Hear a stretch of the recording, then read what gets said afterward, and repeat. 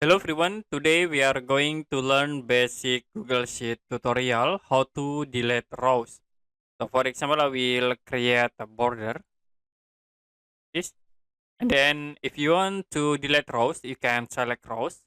Like I will select in this 6 rows, you can right click and then you can choose delete row. To delete multiple rows, you can select, like I will select from this number 4 into number 12, and then you can right click again and then you can choose delete rows from 4 to 12. So it will be automatically delete. Same as if you want to delete the column, like in the top here, you can sort. Okay, we delete from D to F. You can right click and then choose delete column D to F. You can delete, click these tools.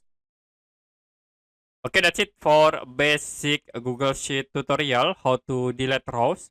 If you have any question about tutorial, you can comment below this video.